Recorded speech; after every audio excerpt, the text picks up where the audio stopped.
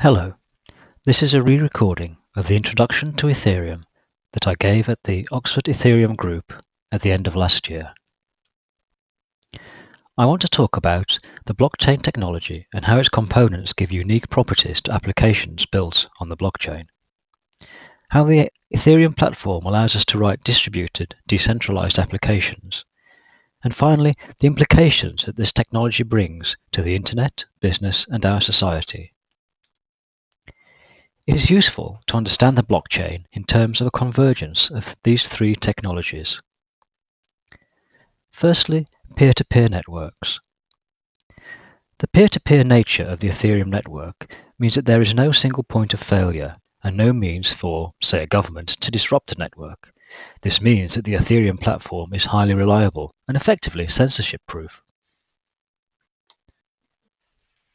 Next, the blockchain itself. It is easiest to think of the blockchain as a shared public ledger or a shared database. It is open for anyone to inspect, but not controlled by any central authority.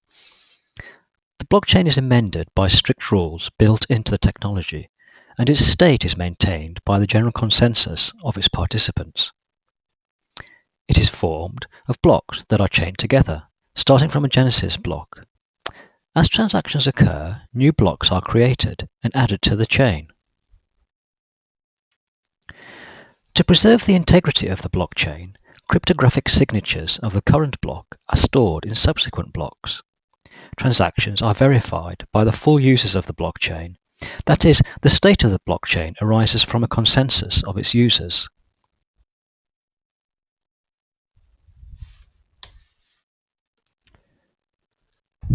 The use of public-private key cryptography ensures that not only are transactions tamper-proof, but also that we can be sure which account made a particular transaction. It is important to remember that every node on the network maintains a blockchain. Indeed, in the case of Ethereum applications, each node runs the applications. Miners are the means by which new blocks are created. Mining software will gather current transactions into a block, verify the state of the blockchain, and ensure the integrity of blocks and transactions. Once a new block is created, it is distributed to all nodes on the network. The miners are rewarded for this work. In the case of Ethereum, this is in the form of a cryptocurrency called Ether. In summary, the combination of cryptography, peer-to-peer networking, and the blockchain gives us a system that is decentralized, reliable, and resistant to censorship. Transactions are tamper-proof, and the blockchain is transparent, verifiable, and based on the consensus of the participants. What this means to users of the blockchain is that they can collaborate safely. In effect, we have achieved trust between participants without the need for a central authority.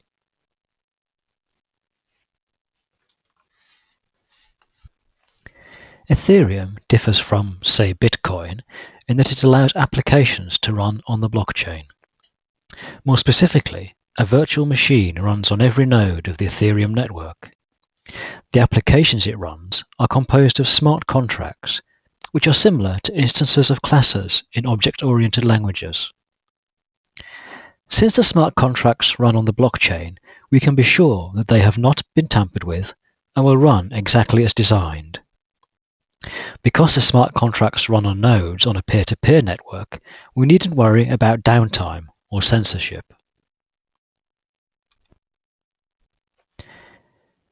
The smart contract is activated on a node when it receives a transaction.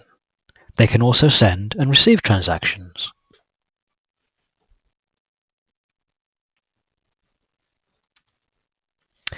Currently, smart contracts can be written in 4 languages, the most popular being Solidity. A potential problem with applications running on every node would be if the application took too many resources or went into an infinite loop. To control this, the concept of gas was introduced. Gas is the name for Ether used in this context. Every instruction that the application executes on the virtual machine costs a certain amount of gas. If there is insufficient gas provided by the transaction, then the application will stop. Similarly, storage on the blockchain also costs gas. As we have seen, the properties of the blockchain give Ethereum applications unique features and make them suitable for particular roles. Cryptocurrencies allow micropayments to be transferred efficiently. The application will always be available, and once deployed, there are virtually no running costs. We shall see how Ethereum is being used to build decentralized autonomous organizations, and it is suited to building identity and reputation services.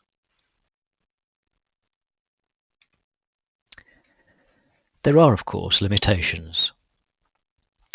The process of sending transactions and verifying the state of the blockchain is slow. Storage is expensive, but there are alternatives such as IPFS. Scalability could be an issue. It is currently a problem for Bitcoin. And it is likely that companies will create their own blockchains rather than use the public Ethereum blockchain. To make the Ethereum blockchain easier to use, the Mist browser is under development. When finished, this will provide an interface to wallet and identity services and the applications available on the Ethereum blockchain.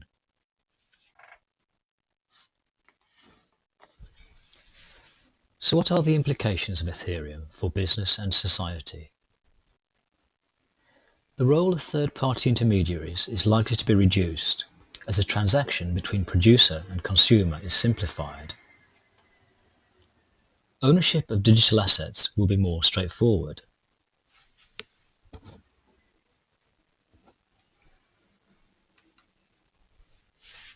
Some parties will see their role reduced by Ethereum.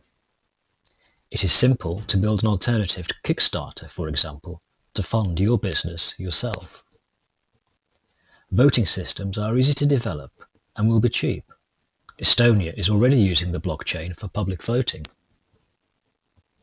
Honduras is using the blockchain to reduce corruption around land ownership. In summary, all middlemen and centralized organizations will potentially be affected. I have mentioned decentralized autonomous organizations.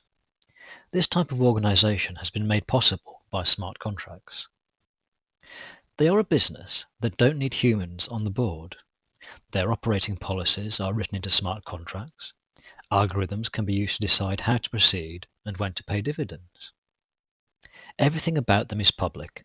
Corruption is impossible, and once implemented on the blockchain, they will exist for the lifetime of the internet. Businesses have already started to use Ethereum. Here are just a few. Since I originally gave this talk, many more have started. They cover a wide range of business areas, from Ujo, a pioneering music company, to Maker, an innovative financial company.